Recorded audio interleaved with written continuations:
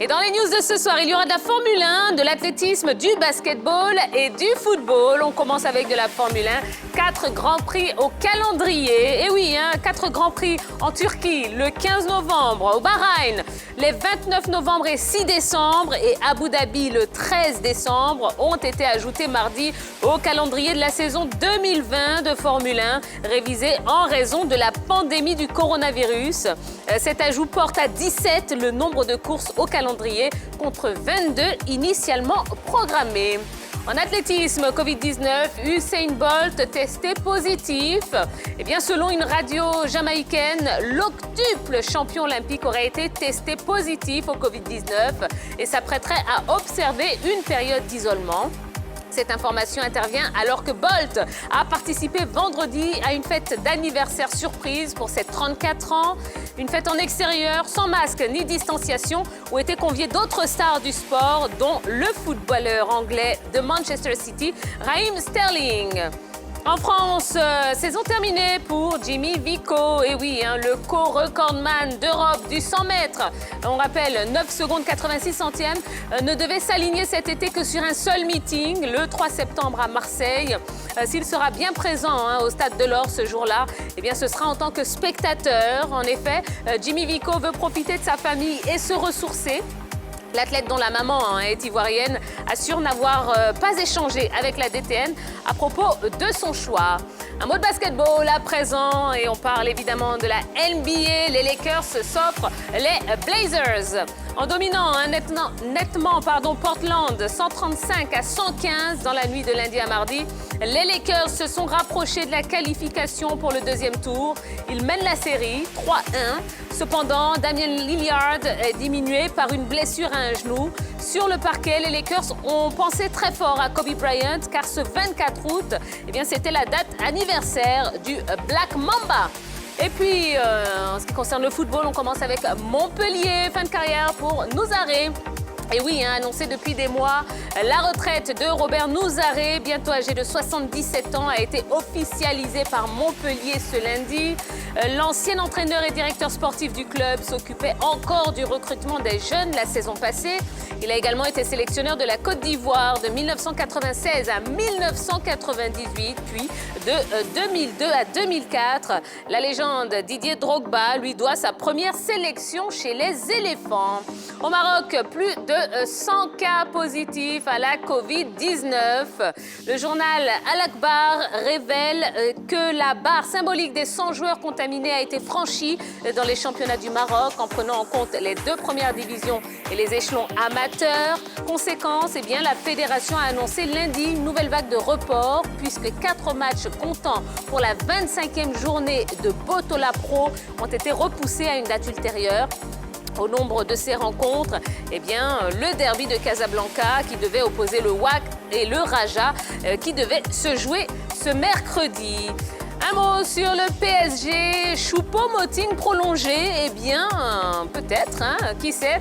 Alors que son départ semblait déjà acté, eh bien, l'attaquant camerounais avait finalement prolongé de quelques semaines avec le Paris Saint-Germain.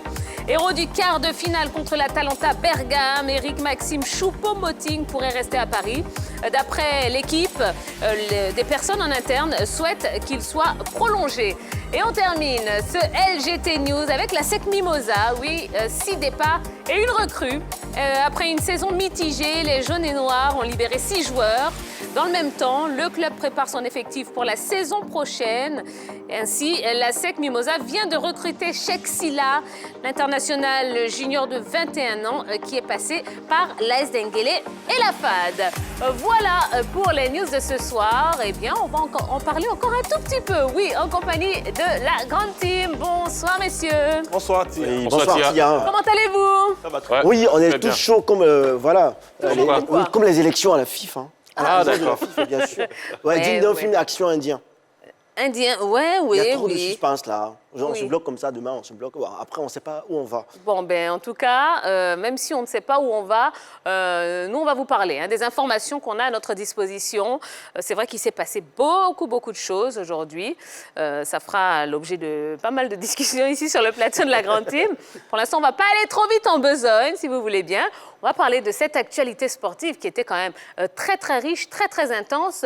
Jean-Philippe, qu'est-ce que vous retenez? Pincement au cœur, tout simplement le départ de Robert Nouzaré qui tire sa révérence sur un banc de touche ou même dans le monde du football.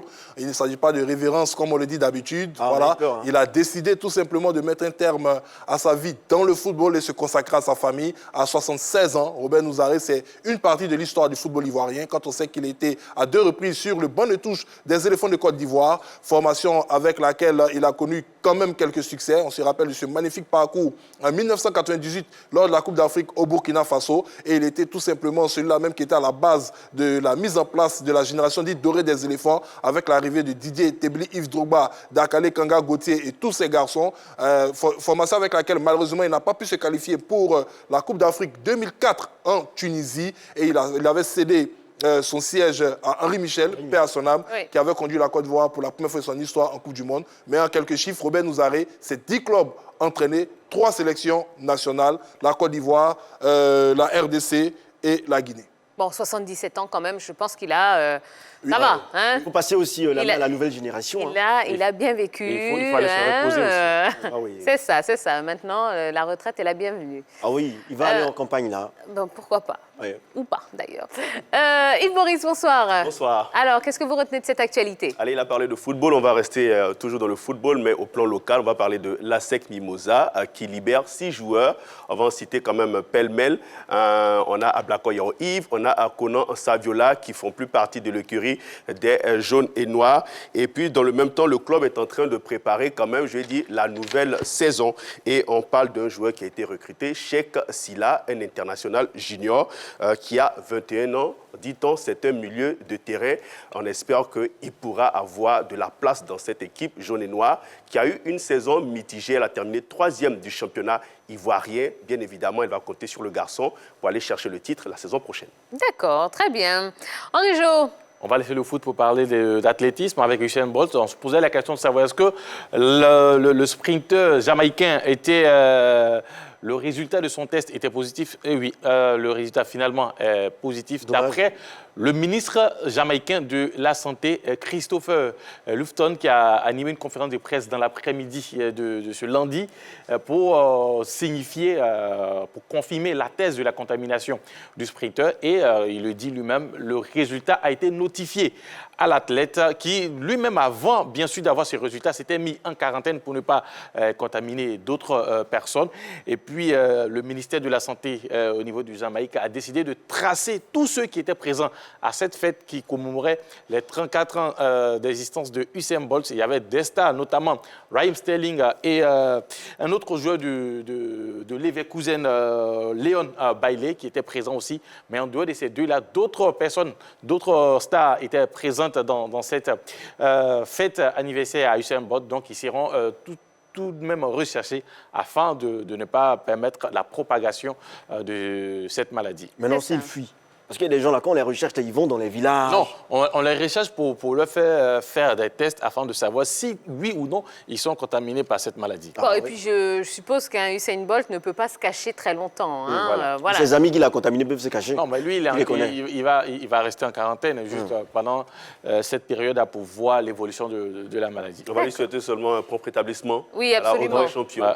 Et puis, ça nous permet aussi de vous rappeler que la pandémie est toujours là. Hein. On a toujours ce vilain virus, ce coronavirus chez nous, ici. Donc, vraiment, il faut être prudent. Les gestes barrières, on continue à les appliquer. Voilà, c'est très, très important. Le port du masque, la distanciation sociale, même si on en parle peut-être un petit peu moins, eh bien, sachez qu'on est toujours dedans. Hein. Donc, vraiment, prudence à tous et à toutes. Ah oui. Jojo. On va parler de Formule 1. Oui. Vous savez, championnat passionné de moto, d'auto aussi, de voiture. De vélo. De vélo. De tricycle, vous avez dit. Voilà, pourquoi De pas. rétro. De rétro, tout ça. Moi, je suis un passionné. Hein. J'aimerais même acheter mes tricycles à la maison, voilà, pour faire la location. Mais tiens, on va parler de Formule 1. Avec 4 grands prix qui ont été ajoutés au calendrier 2020. Voilà, je rappelle qu'initialement, il y avait 22 courses prévues pour la saison 2020. Et avec la pandémie de coronavirus, il y a eu seulement, le calendrier a été révisé et les courses se sont limitées à 13. Et aujourd'hui, avec le respect des mesures barrières, tout ça, le côté positif, c'est que les autorités ont placé 4 grands prix pour ajouter sur le calendrier, ce qui fait 17 courses au total. Et les amoureux de Formule 1 seront vraiment heureux de voir tout ça. Parce que l'engin, la moto, la voiture, pour ne pas dire les tricycles. C'est très bon parce que les amoureux, ils vont se régaler. Un d'abord pour les médias, pour les amoureux et pour les coureurs eux-mêmes. N'est-ce pas merveilleux ça? Et on aura vraiment de quoi se régaler pendant ces moments-là. Il faut noter simplement que ces 4 courses ont été ajoutées peut-être au vu de la grosse domination de Lewis Hamilton. Parce qu'à l'issue des 13 courses, je pense qu'on l'aurait pratiquement déclaré champion du monde. Tant il domine la compétition. Là, avec les 4 courses, on met encore du suspense dans cette saison. Non, et puis ce qui est bien, c'est que voilà, et j'en reviens avec ma petite morale, voilà, à force d'appliquer les mesures barrières, et ben vous avez vu, certaines activités en tout cas peuvent revenir à la quasi normale, donc c'est quand même très bien. Continuons, on va s'en sortir. On va s'en sortir. Pourquoi pas. Merci beaucoup. Allez, on vous rappelle que l'émission est interactive. On attend vos messages, vos commentaires sur la page Facebook de la 3. Vous pouvez y participer également. Roger Stéphane fera son entrée un petit peu plus tard dans l'émission. Dorgelès Coffee également. Donc, avis à tous les fan clubs. Ne vous inquiétez pas, ils sont là. Allez, on va passer à la suite. On va passer au focus de ce soir.